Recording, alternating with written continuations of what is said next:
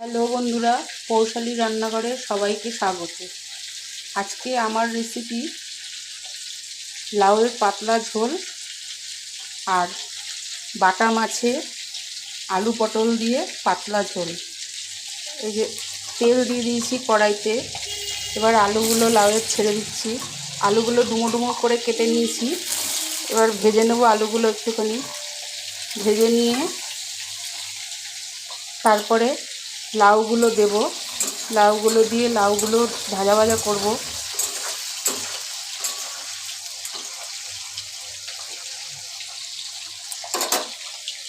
আর এদিকে মাছ ভাজছি কড়াইতে, বাটা মাছ ভাজা হচ্ছে।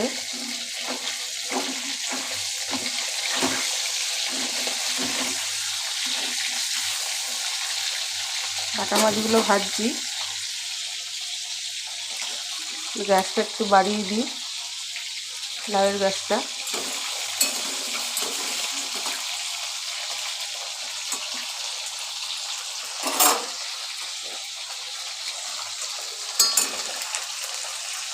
কালো জিরেটা একটু দিতে ভুলে গেছি, একটু কালো জিরে দিয়ে দিলাম ফোড়নে।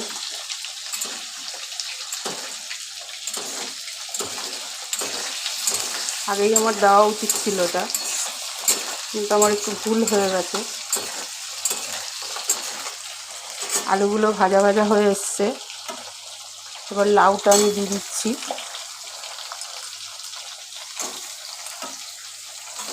লাউগুলো সব ঢেলে দিলাম। লাউগুলো ডুমো ডুমো করে কেটে নিয়েছি।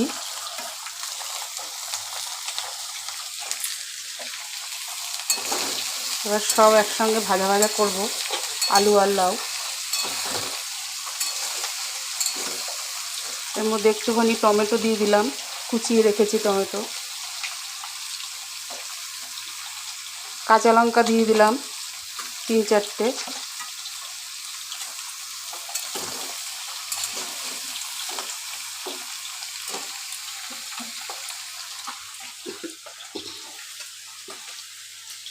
এবার নুন দেব, লাউটার মধ্যে একটু নুন দেব।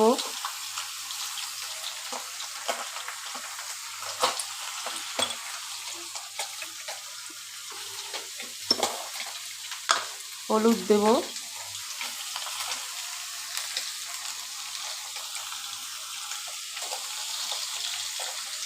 নুন হলুদটা দিয়ে নাড়াচাড়া করলে তাড়াতাড়ি মজে যাবে লাউটা আলুটা।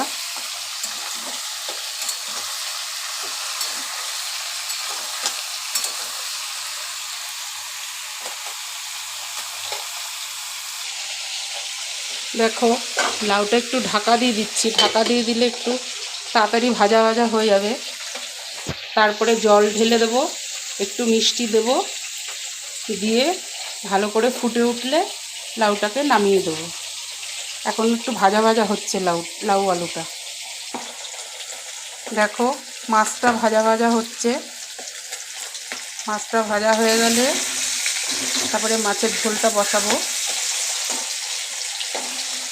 একটু বাকি আছে মাছটা ভাজতে। লাউটা আমার ভাজা ভাজা হয়ে এসছে। এবার লাউটার মধ্যে একটু মিষ্টি দেবো। লাউয়ের ঝোলটা একটু মিষ্টি মিষ্টি হলে না খেতে ভালো লাগে। তোমরা বন্ধুরা কে এমনভাবে লাউ খেয়েছো কমেন্টে জানাবে। এবার জলটা ঢেলে দিলাম লাউতে, তো ঝোল ঝোল মতন থাকবে একটু লাউয়ের, তাহলে খেতে ভালো লাগবে। এবার ঢাকা দিয়ে দিচ্ছি। এবার ফুটে উঠলে অফ করে দেব। মাছ আমার ভাজা হয়ে গেছে। এবার মাছে একটু জিরে ফোড়ন দেব, পেঁয়াজ কুচি দেব,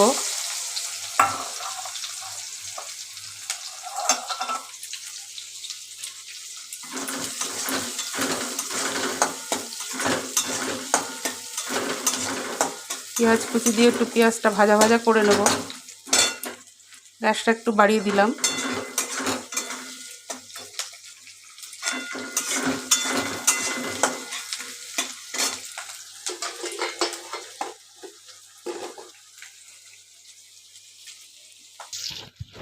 মাছের পটলটা দেখো তেলে দিয়ে দিয়েছি, ভাজছি। পটলটা একটু ভাজা ভাজা করে নিচ্ছি।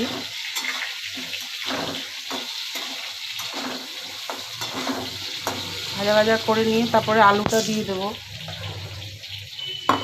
পটলটা একটু ভাজা হয়ে গেলে আলুটা দিয়ে ভাজা ভাজা করব। এদিকে লাউয়ের ঝোলটা দেখো ফুটছে, একটু পরেই লাউয়ের ঝোলটা অফ করে দেবো। হয়ে এসছে আমার প্রায় লাউয়ের ঝোলটা। আলুগুলো একটু নরম হয়ে গেলেই অফ করে দেবো লাউয়ের ঝোলটা। পটলগুলো ভাজা ভাজা হচ্ছে, এবার আলুগুলো দিয়ে দিলাম।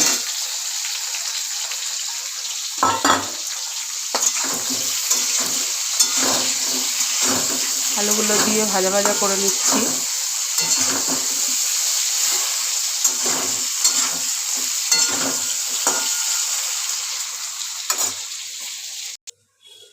দেখো পেঁয়াজটা ভাজা ভাজা হচ্ছে মাছের ঝোলের।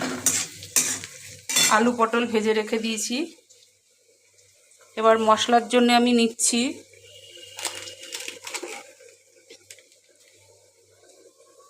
মশলার জন্য বাটিতে নিয়ে নিচ্ছি জিরে গুঁড়ো,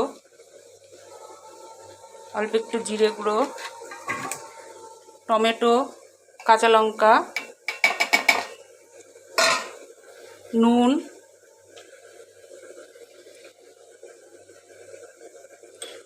হলুদ,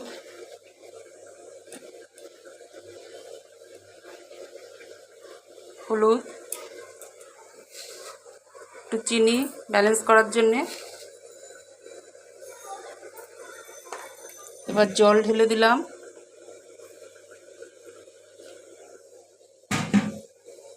এবার মশলাটা মাছের ঝোলে দিয়ে দেবো। পেঁয়াজটা ভাজা ভাজা হয়ে এসছে। এবার আলু পটলগুলো আমি দিয়ে দিলাম কড়াইতে, দিয়ে এবার একটুখানি নাড়াচাড়া করে নিই। নাড়াচাড়া করে নিয়ে তারপরে মশলাটা গুলে রেখেছি সেটা দিয়ে দেব।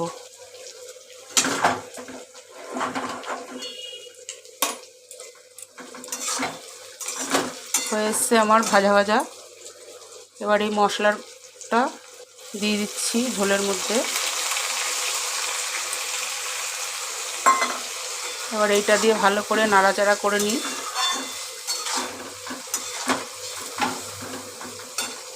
খানিকক্ষণ কষিয়ে নিই, তারপরে জল ঢেলে দেবো।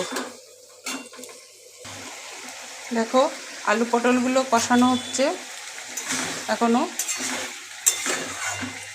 কষানো প্রায় হয়ে এসছে। এবার আমি জল ঢেলে দেবো মাছের ঝোলে। কষানো আমার হয়ে গেছে, এবার জল ঢেলে দিলাম।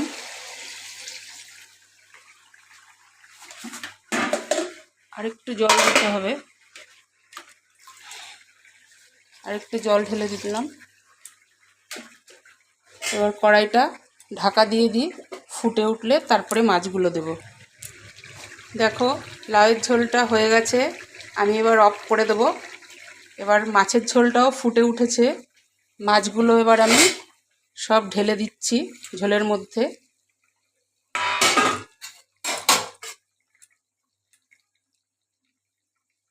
এবার আলুটা সেদ্ধ হয়ে গেলে, পটলটা সেদ্ধ হয়ে গেলেই অফ করে দেব।